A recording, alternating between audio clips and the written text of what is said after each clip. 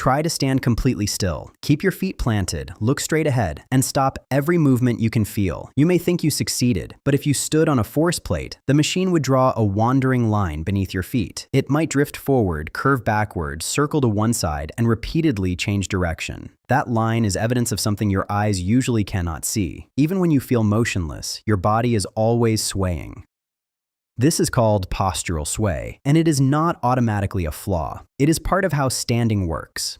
Human beings are tall, flexible structures balanced over a relatively small base. Your center of mass sits well above the floor, while gravity continuously pulls downward. If that center moves too far toward the edge of your feet, gravity creates a turning effect that makes the body drift farther. In the simplest model, standing resembles balancing an upside-down pendulum. The feet stay on the floor while the body gently rotates around the ankles. But you are not a rigid stick. You have moving ankles, knees, hips, a trunk, a neck, and a head. Every breath changes the shape and weight distribution of the torso.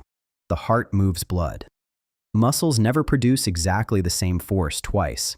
Sensory signals contain small amounts of uncertainty, and the nervous system needs time to detect a change and respond. Perfect stillness would require every one of those forces to remain perfectly constant. They do not. So balance cannot mean eliminating movement. Balance means controlling movement well enough to remain upright and to respond when conditions change. A force plate helps reveal that control.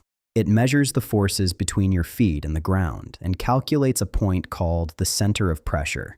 This is not exactly the same as your center of mass. It is the moving point where the combined ground reaction force acts beneath you. When your body begins drifting forward, pressure can shift under the feet to create a correcting force. The center of pressure may move farther and faster than the center of mass because it is helping steer the body back. The resulting path can look messy, but it is not random scribbling without purpose. It contains the effects of breathing, muscle activity, sensory uncertainty, and a long series of corrections. For small, slow movements, much of the correction can happen around the ankles. Muscles at the front and back of the lower leg subtly change tension, moving pressure between the heels and the front of the feet. If the disturbance becomes larger, faster, or the support becomes narrow, the hips contribute more. The upper and lower body can move in different directions to bring the center of mass back under control. And if the center of mass travels beyond what the feet can manage, the nervous system uses the most obvious strategy of all. You take a step and create a new base of support. These are often described as ankle, hip, and stepping strategies. But the body does not press three separate buttons. Real balance responses blend them together depending on the situation. But the muscles cannot correct a movement they do not know about. To estimate where you are, the brain combines several streams of information. Vision provides a reference to the environment. The inner ear reports head movement and orientation relative to gravity. Sensory receptors in the skin, muscles, tendons, and joints report pressure, stretch, and the changing position of the body. None of these signals is perfect. More importantly, none is equally useful in every situation. And that is where standing still becomes far more interesting than it looks. Imagine standing on a firm floor in a well-lit room. The pressure under your feet is reliable. The room gives your eyes a stable visual reference. The inner ear contributes information about the head and gravity. Now close your eyes. In most people, sway increases because one useful source has disappeared.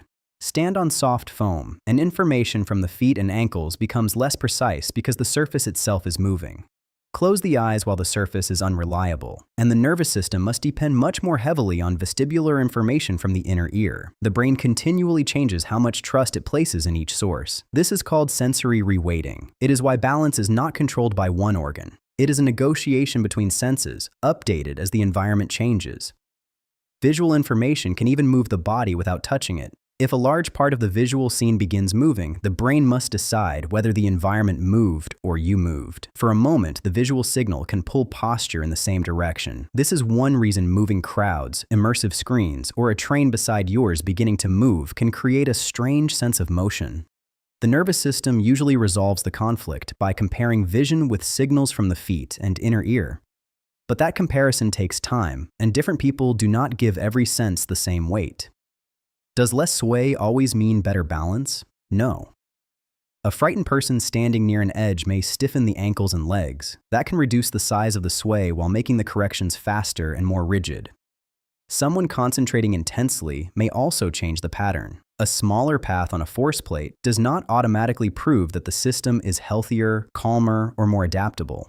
Think of the difference between a rigid branch and a flexible one. The goal is not to move as little as physically possible. The goal is to make useful corrections, stay within safe limits, and still have another option available when the first correction is not enough. This is also why one short balance measurement cannot diagnose a person. Sway changes with foot position, surface, lighting, fatigue, attention, age, fear, recent activity, and even the instructions given during the test. Researchers often repeat trials because a single path can vary from one attempt to the next.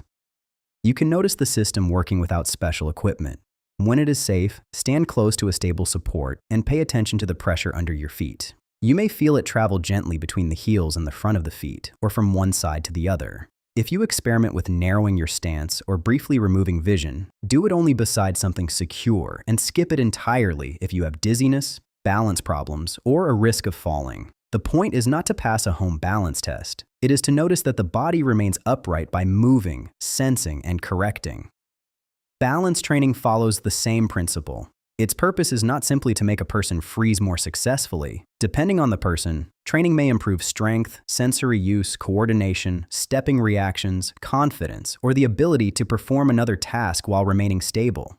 Sometimes the challenge is a softer surface. Sometimes it is head movement, reduced vision, reaching, turning, or recovering from a gentle disturbance.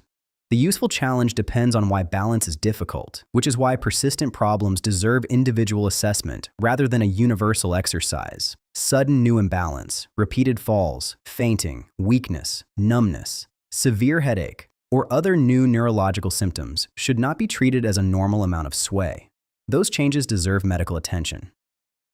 So the next time you think you are standing perfectly still, remember what is happening underneath the surface. Your eyes, inner ears, feet, muscles, and brain are exchanging information. Pressure is moving beneath you. Tiny corrections are preventing tiny errors from becoming a fall. Stillness is the illusion. Balance is the movement that keeps you there.